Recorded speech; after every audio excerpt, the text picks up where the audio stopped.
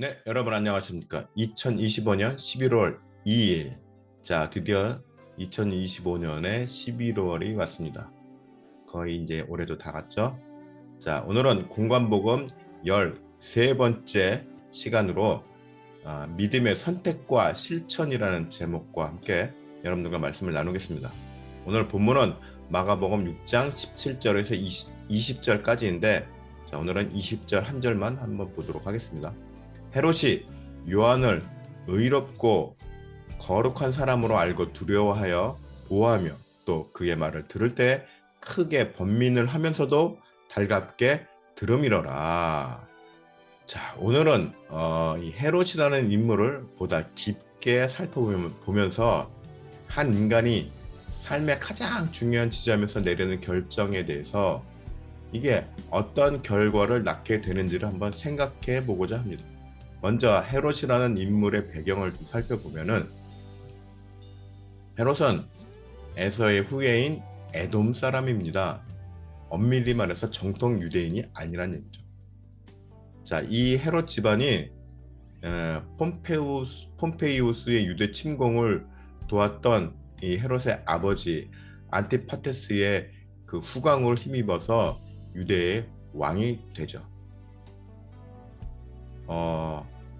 에돔 족속으로서, 그러니까 정통 유대인이 아닌 사람으로서 유대의 왕이 된다는 것이 논란이 될 수 있기 때문에 헤롯 가문은 당시에, 그러니까 이 아버지 때 안티파테스 때 유대교로 개종을 합니다. 그래서 법적으로 종교적으로 유대인이 되는 것이죠. 즉 뭐예요? 정치적 목적을 달성하기 위해 개종한 유대인이었다는 것입니다. 자, 헤롯의 집안은 그래서 딱 보면은 정치적 야심이 아주 컸던 집안이었습니다. 그리고 그러한 영향으로 헤롯 역시 정치적인 시류를 읽는 아주 뛰어난 감각이 있었던 인물이었다라는 평가를 받고 있죠. 즉 헤롯은 권력의 메커니즘에 대해서 아주 감각이 좋은 사람이었는데, 혈통 등의 문제로 인해서 유대 백성들과 유대의 어떤 전통적인 세력가들에게 그렇게 딱히 절대적인 인정을 받지는 못했습니다. 예. 그러나 로마 황실과는 아주 좋은 관계를 맺으면서 격변하는 로마 정세의 능선을 타고 권력을 유지하거나 확장해 나갔습니다. 그래서 카이사에게 충성을 다짐하고 인정을 받아서 권력을 쟁취하게 되는데, 바로 유대 전체의 왕이 될 수 있었던 것입니다. 자, 이러한 배경을 바탕으로 오늘 말씀을 한번 살펴보도록 하겠습니다. 자, 마가복음 6장 20절에 헤롯이 요한을 의롭고 거룩한 사람으로 알고 두려워하여 보호하며. 자, 오늘 본문의 배경에는 헤롯이 자기의 친동생 빌립의 아내 헤로디아와 불륜을 저지르게 되죠. 그리고 이런 일이 발각돼서 이것을 잘못된 일이라고 비난한 세례 요한의 지적으로 발생한 사건이 됩니다. 18절 19절에 나옵니다. 이로 인해서 헤로디아는 세례 요한에게 앙심을 품게 되죠. 그래서 세례 요한을 죽이려고 헤롯을 움직이게 됩니다. 그런데 오늘 본문의 20절 상반절을 보면은 헤롯의 속마음을 읽을 수 있는 흥미로운 부분이 나오는 것이죠. 정치적 감각이 뛰어나고 시류를 읽는 능력이 뛰어났던 헤롯이 이 세례 요한의 문제에 있어서 갈등을 하는 모습이 노출된 것입니다. 그 누구보다도 권력 지향적인 인물인 헤롯이 자신의 권위에 도전하며 비판을 한 세례 요한을 대하는 마음이 서로 충돌하고 있었다는 것을 보여주는 것입니다. 그러면 헤롯은 단순하게 걸림돌이 되는 그냥 인물을 하나 제거하면 되는 것인데 왜 이처럼 마음에 갈등을 하며 괴로워하였을까요? 자, 20절에서 이어서 읽으면은 또 그의 말을 들을 때 크게 번민을 하면서도 달갑게 들으미러라. 자, 헤롯은 이 사건이 일어나기 전까지는 세례 요한에 대해서 두려운 마음을 갖고 있었습니다.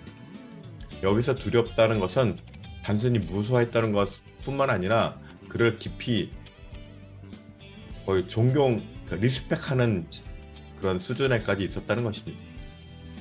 세례 요한의 종교적 영향력이 컸기 때문에 세례 요한의 신병을 또 함부로 처리했다가는 유대 백성들이 크게 동요될 것도 우려하였습니다. 마태복음 14장 5절에는 헤롯이 요한을 죽이려 하되 우리가 그를 선지자로 여김으로 그들을 두려워하더니, 마음이 아주 잘 드러나 있죠. 더불어 헤롯은 세례 요한이 하나님의 올바른 사역자로서 권위를 갖고 있었다는 것을 알고 있었습니다. 그래서 그가 자신을 향해 지적했던 잘못에 대해서 마음에 정말로 두려움을 갖고 있기도 하였습니다. 요한복음 5장 35절에는 요한은 켜서 비추이는 등불이라 너희가 한때 그 빛에 즐거이 있기를 원하였거니와, 이 말씀 뭐냐면은 예수님도 세례 요한에 대해서 켜서 비추이는 등불이라고 높이 평가하였습니다. 그만큼 당시 세례 요한의 영향이 아주 굉장히 컸다라는 것을 알 수 있는 것이죠. 그래서 이 헤롯도 함부로 할 수 없는 인물이었다는 것입니다. 그렇기 때문에 헤롯은 정치적인 고려나 인간적인 연민 사이에서 적지 않은 갈등을 했던 것으로 생각할 수 있습니다. 자, 사람에게는 누구나 양심이라는 것이 있습니다. 이 양심은 하나님께서 사람을 창조하실 때 하나님의 성품을 닮은 존재로 창조하셨는데 사람이 불순종함으로 죄를 짓고 타락하게 되죠. 그래서 창조주 하나님을 향한 순종과 불순종의 성향 가운데서 이 양심이라는 것이 키 조절 역할을 하게 되는 것입니다. 하나님의 성품에는 공의, 정의, 사랑이 있습니다. 그리고 이 하나님의 창조 질서 안에서도 이 하나님의 성품이 녹아들어 있습니다. 따라서 사람이라면 누구나 창조 질서에 위배되는 생각이나 언행을 하게 될 때에 이와 부딪히는 현상인 양심이 발현되는 것입니다.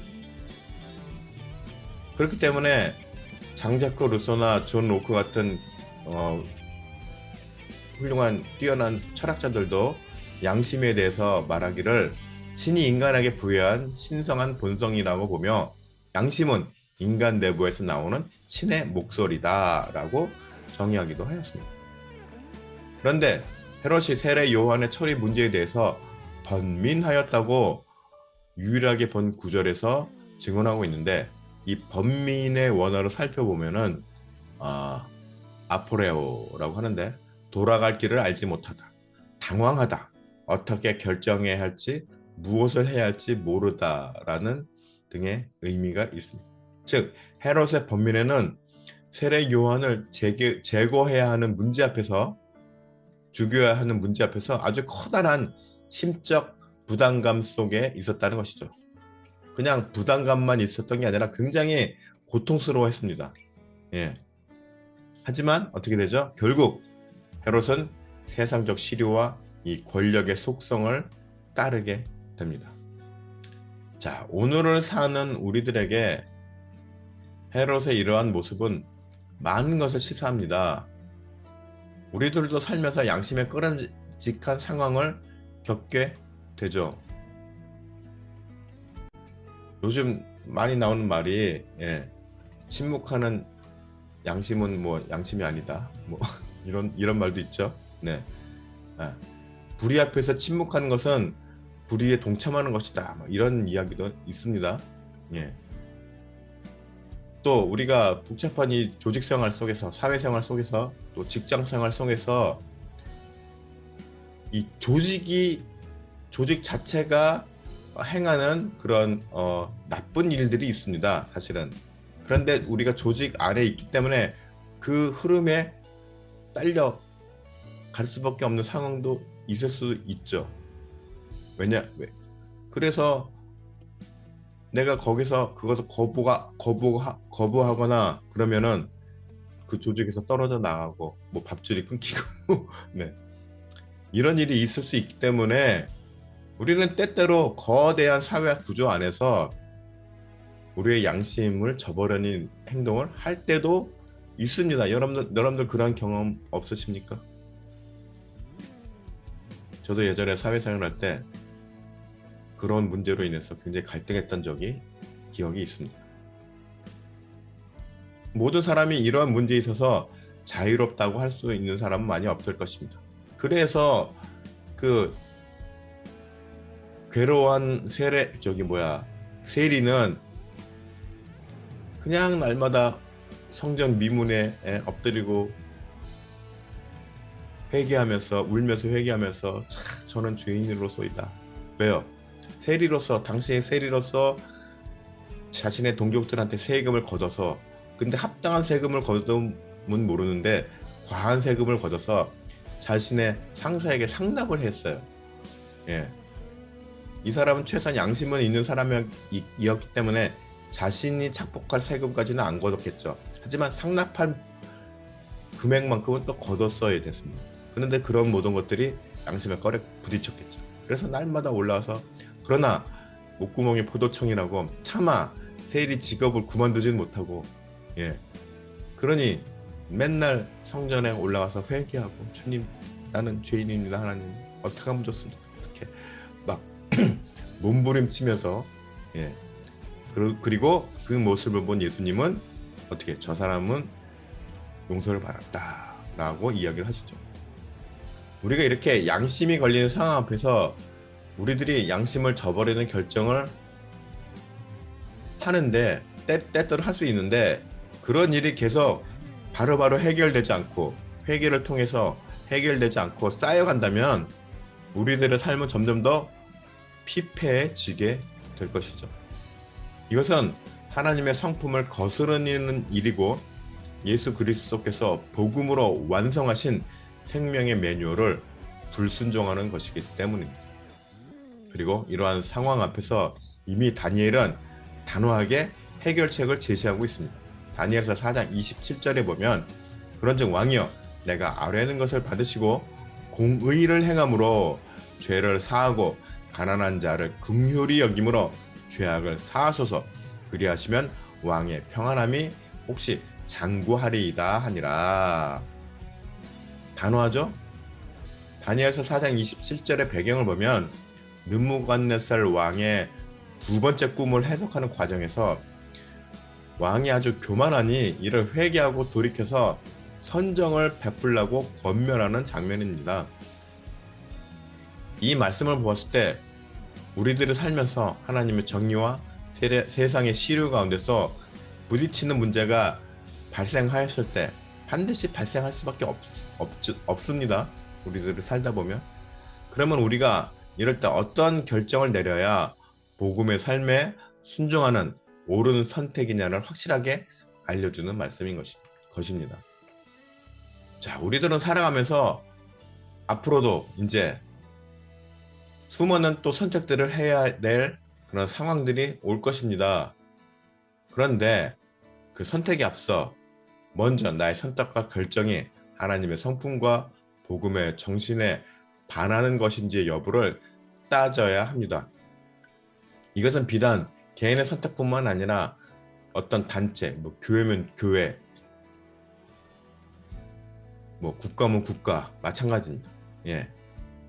이것을 따져야 됩니다. 그리고 이 선택이 양심에 부합하지 않는 일이라고 한다면 과감하게 이것을 버리고 주님 앞에서 합당한 선택을 해야 하는 것이죠.